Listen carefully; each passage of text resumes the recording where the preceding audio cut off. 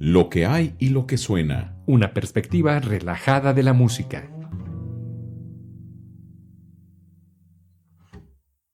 Hola amigas y amigos, bienvenidos a una emisión más de Lo que hay y lo que suena. Les saluda Luis Güense y le doy la más cordial bienvenida a mi amigo Cédric de León. Hola, ¿qué tal? ¿Cómo están? Un gusto estar con ustedes en una emisión más de Lo que hay y lo que suena. Un episodio nuevo cada semana. En punto tempranito de lunes recibirán un episodio nuevo si se suscriben a Lo que hay y lo que suena en Spotify, Amazon Music, Google Podcast. Es totalmente gratis, porque no le voy a decir, no, ¿qué está haciendo? No, es totalmente gratis, no cuesta un solo centavo. Y pues también nos pueden escuchar en la radio emisora de la Universidad Michoacana, entre otras tantas que hospedan esta transmisión.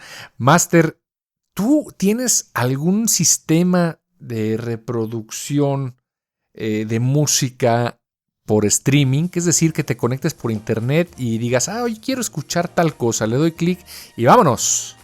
Spotify. Sí, Spotify. ¿Lo pagas o es gratis? Sí, lo pagamos, lo pagamos porque es para mi familia. Entonces adquirimos ahí el plan familiar 1, ¿no? Entonces 3 dispositivos y todo, pero es que ya es lo de hoy, ya es algo ordinario. Todavía hace un par de años decía yo, pues que voy a andar pagando por música que tenga que, pero no. En realidad es un acceso inmediato con muy buena calidad y no le estamos haciendo propaganda. Como hay muchas otras plataformas, pero en realidad vale la pena. Yo no creía en algún momento, y te consta, Master, ¿Sí?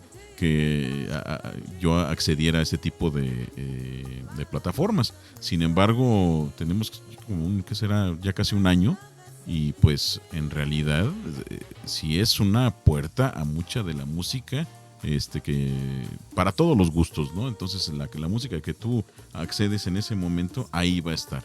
Efectivamente, yo también.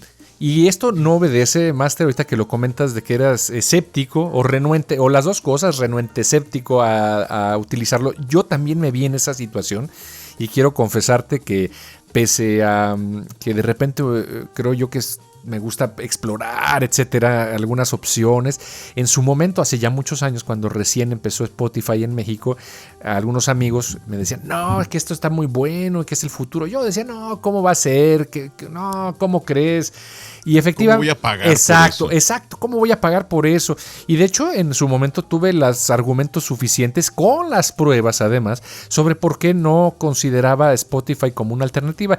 Pero en su momento en México, la alternativa de la música que yo escucho, la tecnobanda, ¿cómo se llama? El reggaetón. El electro reggaetón. No es cierto. Esas sí, desafortunadamente fue lo primero que traían. Pero de la selección musical que yo quería utilizar para poder pagar, o sea, decir, bueno, voy a pagar, no la había. Buscaba, dijo, vamos, déjame, busca tal cosa. Y había una o dos de la colección de las obras y cosas bien comunes, por no decir corrientes, no en el sentido peyorativo, sino de lo que no te ofrecían algo que dijeras, quiero, no sé, la tocata y fuga, la de Juan Sebastián Bach, por decirlo, en el Highlights Music, ¿no? De un organista sabrá Dios dónde, que pues era más de una colección de música para pasar el rato, ¿no? No era algo realmente innovador que valiera la pena escuchar. Entonces en su momento duró un buen de rato, un tiempo considerable, hasta que empezaron a nutrir el catálogo de Spotify con música con más música, pues, de mi gusto. Y entonces fue cuando decidí ya pagar precisamente por el plan de no sé cuántas personas, 6 personas o algo así. Y ahí sí, pero hubo mucho tiempo que la oferta musical de las plataformas de streaming como Spotify, incluso hasta el mismo YouTube Music, en su momento, pues no ofrecía nada y no era atractivo. Y hoy era muy incipiente. Exacto. Y hoy en día, pues ya de hecho se encuentra uno cada cosa. Sin embargo, quiero decirte una cosa, la calidad es muy buena de Spotify. Sin embargo, no es la mejor. Hay otros sistemas y plataformas de streaming mucho mejores para ciertos tipos. Entonces hay plataformas que se dedican única y exclusivamente a la música de compositores, de música popular, pop, la cultura pop, rock pop en inglés, que se juntaron para hacer su propia plataforma y decirse, esta es la calidad que nosotros queremos distribuir. Hay otra plataforma, sí, hay otra plataforma. ¿Cómo se llama esa, Master? Tidal. ¿Tienes el nombre? Tidal, con T. Con T, sí, T de Tito, Tidal. Y tiene música clásica también, por supuesto. Está otra que se llama Deezer. Pero entonces ya hay un montón de plataformas, pero el punto no es para hacerle publicidad a ninguna de estas, sino precisamente el platicar cómo era, a las personas que nos están escuchando, cómo era conseguir la música. Y el primer punto, pues era ir a un concierto. Esperarse a que hubiera una propuesta musical y si el programa era del agrado, pues asistir, comprar tu boletito, hacer tu fila 15 minutos antes, buscar tu asiento y chotarte las envolturas de pastillas para el aliento, la tos del de al lado, el niño que se coló, que estaba corriendo por un pasillo y todas las peripecias que suceden dentro de un concierto. El fulanito que es primera vez que asiste a un concierto y pues está ahí plática y plática. Mira, ese del violonzote, de la guitarrota. De la guitarrota. O también el viejito intolerante que está callando hasta cuando respiras fuerte, ¿no? Shh, y luego te le y le atrás. En su momento nos callaron y en su momento callaremos. Hijo de Dios. Pero bueno, esa era la primer, digamos, la forma más arcaica de acceder a la música, ¿no? Después era el ir a la discoteca, a las tiendas de música. ¿Te acuerdas la discoteca Discotecas Aguilar? Y otras que ya ahorita ya no aplica como Gol porque ya desaparecieron todas ellas, ¿no? Entonces, estaba justamente en contraesquina, bueno, en esquina de la Avenida Madero aquí en Morelia, con la Avenida Morelos, ¿no? Ahí estaba la discoteca Aguilera. Era una tienda enorme que ya en algunos otros programas hemos comentado, pero era toda la aventura, ¿no? Acceder a la música en vinilo, ¿no? Y ya posteriormente en el cassette. En el remoto caso de que viniera tu música, pues ahí las adquirían o en alguna otra, ¿no? Porque había también esas discotecas especializadas en solamente en rock y unos rockeros, o sea, geniales, ¿no? Me acuerdo que hasta el que te atendía en las discotecas de rock, pues tenía también así como que su vestimenta bien rockera y toda la onda bien ad hoc y todo estaba adornado de acuerdo a la onda, porque las Aguilar pues eran pues más de la onda comercial, ¿no? Y tenían una pequeña seccioncita por ahí de música clásica, otra pequeña musiquita por ahí que le llamaban en ese entonces de protesta y música rojilla, ¿no? Sí. Pero era toda la aventura, ¿no? Ya tú seleccionabas, había casas de música, sobre todo en México, que vendían justamente disqueras dedicadas a la música clásica, ¿no? De la Dodge Gramophone, de la Philips, de la Archive, etcétera, ¿no? Y ahí podías adquirir ya un poquito más de música, pero solo en México. Y sí, y de hecho aquí cuando encontrabas esa sección pequeñita, llegabas y el disco estaba ahí eternamente, hasta parecía que los mismos empleados le daban la vuelta porque las costritas de polvo ya se hacían sólidas, entonces ya nomás era el polvo casi... sólidas en el sentido que era difícil ya de removerlas, ¿no? Y ahí veías el disco, pero además eran discos increíblemente caros. Bueno, además que pues uno era más joven y el poder adquisitivo pues, se remontaba a lo que te da a la beneficencia de tu casa, ¿no? Entonces, ándale al domingo. Así es, si es que había domingo.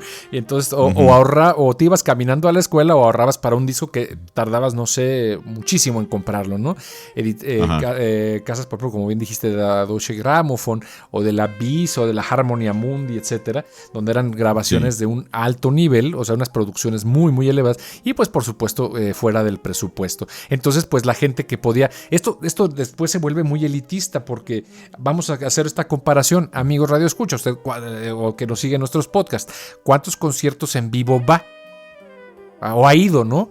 Y a los que ha ido, pues realmente, pues, ¿qué qué nutrimento, además del espectáculo de ir y disfrutar de la música en vivo, de la música clásica, por ejemplo, le ha dejado una huella profunda en el sentido de su acervo musical, porque pues uno va y escucha lo de siempre, lo del repetitorio en ciertos lugares. Uno o dos, vas a la tienda de discos y solo consumes lo que hay en aquel entonces.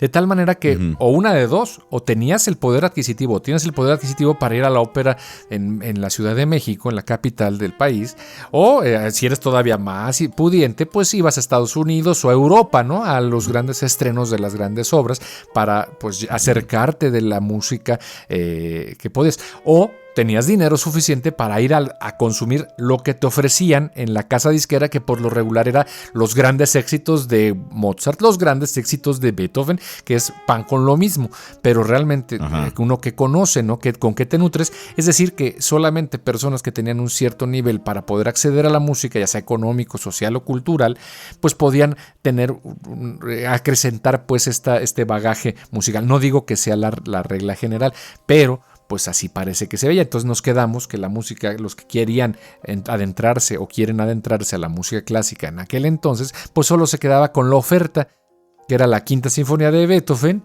y no sé, el Carmina Burana de Karl Orff, un concierto para piano de, no sé, de quién te gusta, para... Pues de los que circulaban, pues de Mozart, ¿no? En fin, de lo que había. Entonces, pues te quedaba desafortunadamente con tu mundo reducido, tu mundo musical reducido a la oferta que te acercaban. Y las sempiternas 4 estaciones, ¿no? Y ya párale de contar. O las oberturas de las óperas famosas, ¿no? Carmen, La Bohemia, etcétera. Entonces, ¿así? Perdón. Y ya se acababa y lo que seguía era el Richard Clayderman. Claro.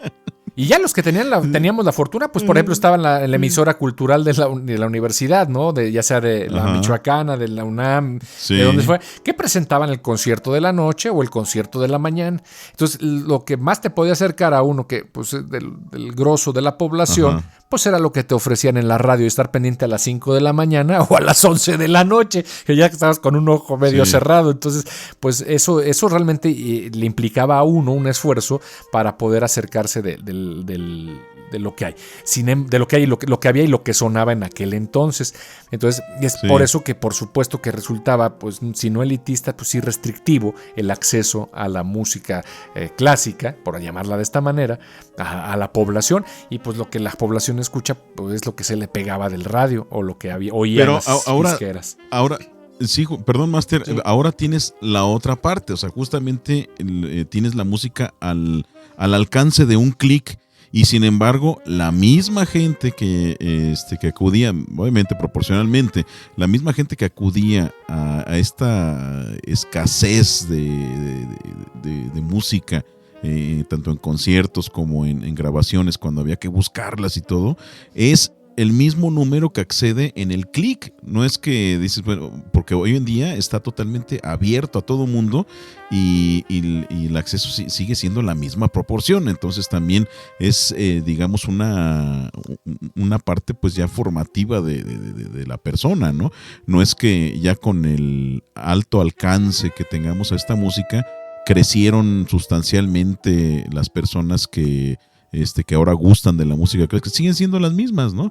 Entonces, ya no es un pretexto, entonces ya es una decisión que siempre ha sido. Si hay obstáculos, la gente que adquiere o que va a acudir a lo que sea, ¿no? No necesariamente ahorita que estamos hablando de la música, lo que sea, luchas por ello. Si lo tienes gratis, accedes inmediatamente. Si no lo tienes gratis, haces hasta lo imposible por adquirirlo. Entonces, pues también hay un aspecto formativo personal, ¿no? Sí, pero en este caso tienes toda la razón. Y yo creo que hay programas como este y como otros tantos que hay, precisamente donde uno le dice o comparte con las demás personas, incluso contigo mismo, ¿no, Master? La semana pasada que estábamos mensajeándonos para preparar los temas de estos episodios, tú me compartiste una obra que no está, por ejemplo, ejemplo, en Spotify, está en YouTube una interpretación de la Tocata y Fuga con un canal de la sociedad holandesa, de los Países Bajos, de la sociedad Bach, donde yo quedé sorprendido de la calidad, para empezar, de la grabación, la calidad y la técnica del organista y del músico. Increíble la versión de este hombre, que vamos a dejarla en los comentarios si nos siguen en Facebook y en las ligas, por supuesto, de esto que platicamos, que yo no lo había conocido, y he visto la evolución. Por ejemplo, uno de los grandes maestros organistas pues era Helmut Valja, donde una de las mejores versiones de la Tocata y Fuga pues la escuché con él. Sin embargo, con este organista, que ahorita no tengo el nombre, que me compartiste, Master, yo te dije, yo no lo escuché, y el instrumento es un instrumento increíble y la versión es una versión muy buena, o sea, de primer nivel. Entonces, compartiendo este tipo de música. Van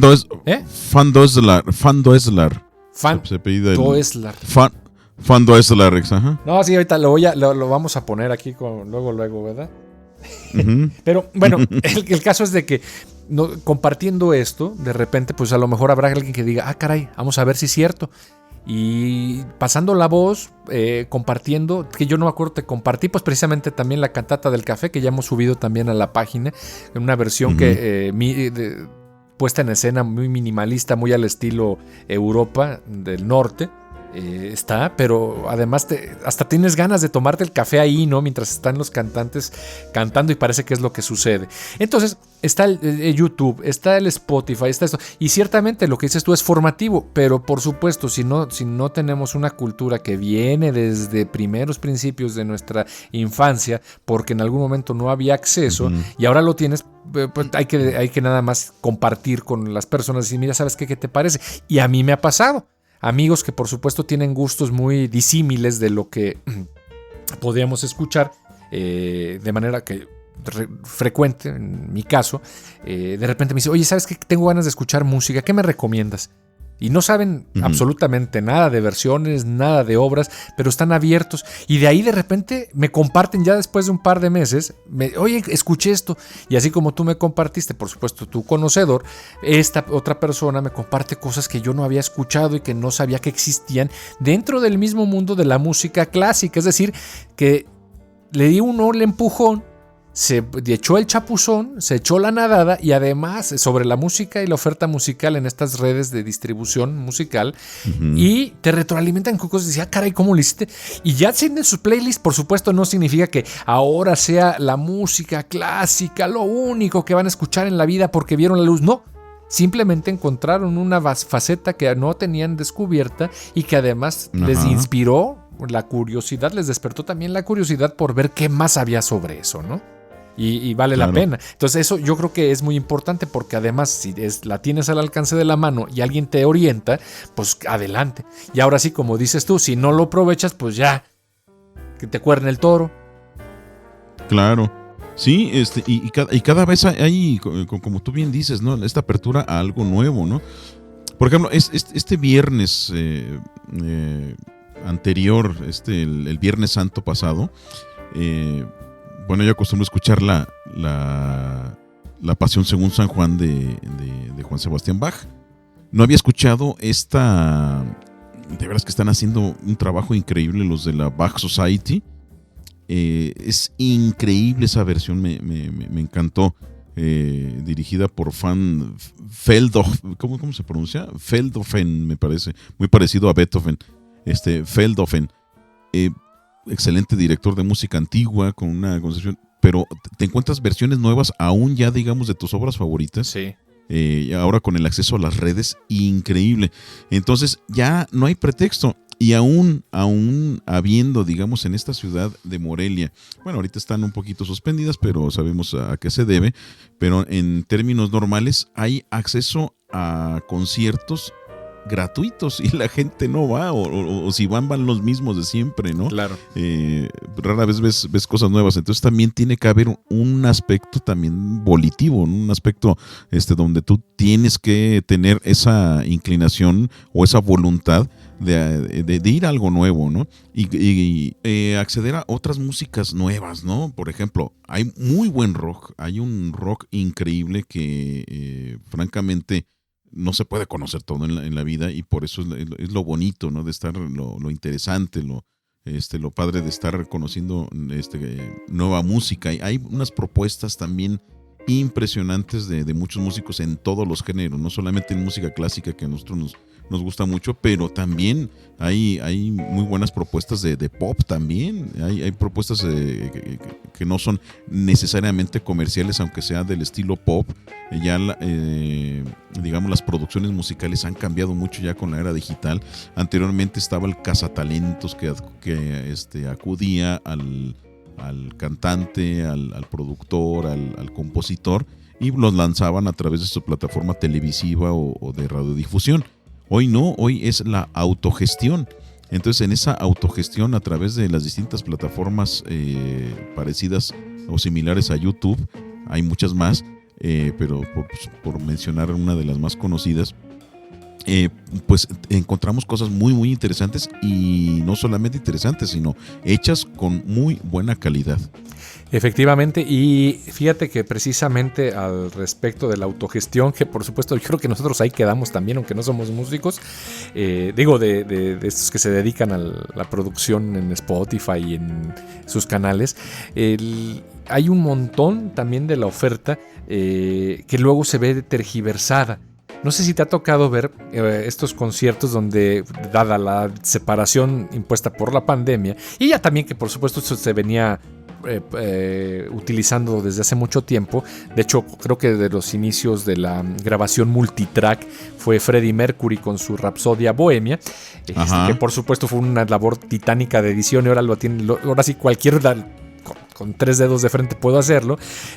Han utilizado se graba la parte del violín, un violinista, se graba la parte del cello, un chelista, y así en un montón de como reunión virtual aparecen los cuadritos con las imágenes, los videos de cada uno de los intérpretes ensamblando como si fueran una presentación en vivo, ¿no?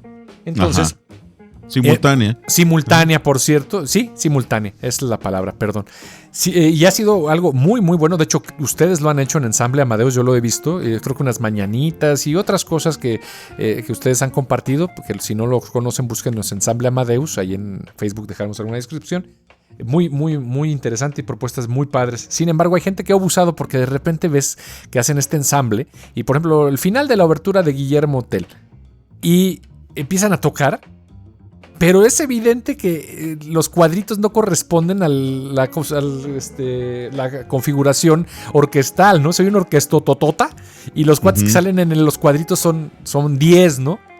Claro, se escucha la orquesta sinfónica y además se oye en video, sí, también obviamente se presta a fraudes, ¿no? Exacto, entonces ya dices, ay, no inventes. O el famoso autotune, que te acuerdas que discutimos ahí acaloradamente sobre el autotune. Ah, sí, exactamente. Hace ya como unos 4 años, ¿no? Algo hasta 3 años, no me acuerdo. Sí, que el autotune es como el Photoshop de la grabación. Del cantante, que nació precisamente con Cher como tal ya. Exactamente. Hubo intentos previos, por supuesto, sin embargo se dispara, de hecho está publicado el artículo sobre cómo funciona el autotune. Y no, hombre, le hacen unas... Entre más desafinado esté, más robótico se escucha. Es decir, a ver, amigos radioescuchas aquí, cuando ustedes escuchen una rola de autotune, cuando ustedes comiencen a percibir que está bien robotizado el asunto, es porque en esa medida está desafinada la persona, o sea, la persona no tiene la afinación mínima necesaria, y cuando utilizan el autotune y ya no se nota, ya no es tan evidente, significa que la persona pues realmente tiene una afinación correcta o cercana a la que debe ser correcta. Entonces, de repente se oyes a unos cuates con parece robot, mano, el que está hablando, y no sé si es ¿cómo se llama? A propósito, o así les quedó de esa manera porque no les quedaba de otra. Entonces, parte de eso también podemos acceder, parte de la tecnología también está ahí. Entonces hay un montón de oferta. Y regresando al punto de lo de la oferta digital que hay en internet hoy en día al alcance de un clic. Ahora uno puede empezar a comparar y tener tiempo. Sin embargo, nuevamente está esto. El tiempo para sentarse a disfrutar de una obra, desafortunadamente, digamos una obra de música clásica, para aquellos que les guste y vayan empezando a agarrarle más sabor, pues hay que dedicarle al menos unos 15 minutos para una obra pequeñita. ¿sí? Ujú. A diferencia de la música del día a día, de camión, por así decirlo, de la oficina, que pues la tienes ahí como ruido de fondo para no escuchar el ventilador del de al lado del cubículo o la tos del frente, donde se convierte en un meramente acompañamiento que es un medio acompañamiento. No, y además, Master, ahorita que mencionas del tiempo, estos tiempos de las canciones actualmente, de las canciones comerciales, son tiempos forzados, porque no hay que olvidar que este formato de los 3 minutos, de los 5 minutos, fueron forzados por los tiempos de la radio. Cuando en los años 50, 60, que estaba promoviéndose el rock and roll y estaba el boom de la radio comercial, estaban sujetos a, ¿sabes qué? Tienes que durar tu canción 3 minutos, me parece que era el estándar. Y el que se pasaba de eso, empezaron a utilizar el fade out, que era el irle bajando el volumen a la rolita, aunque no haya terminado, ¿no? Y de repente encontrabas cosas así. Y también había muchas propuestas, entre ellos, tú lo acabas de mencionar, Freddie Mercury y con Queen, que pues, ellos les sí tenían broncas serias con eso. O sea, si mi rola dura, la Bohemian Rhapsody, ¿no? O sea, si dura más de 5 minutos, ¿por qué demonios la voy a cortar a 3 minutos? Eso, ¿no? Es que la disquera dice, ¿no? Y todo. Y dijo, no, pues váyanse al demonio, ¿no? Y finalmente hicieron una propuesta muy, muy, muy interesante saliéndose de ese patrón. Pero en términos comerciales, ya la gente está acostumbrada a que su rolita 3 o 5 minutos máximo y se sujetan a eso. No es como ¿cómo llamarle? Un panfleto, una prefabricación de la duración de la rola, ¿no? Y para muchos es inconcebible sentarse a escuchar una obra que dura, ya no digamos 15, 20, media hora, sino obras de hasta 2 horas, ¿no? Como es en el caso de algunas óperas o algunas sinfonías del siglo XIX. En fin, pues ya hemos llegado al final, es muy interesante platicar y la moraleja que nos llevamos de este asunto es que por supuesto todo lo que conlleva una nutrición para el intelecto, el alma, la cultura, pues conlleva por supuesto un esfuerzo y un tiempo.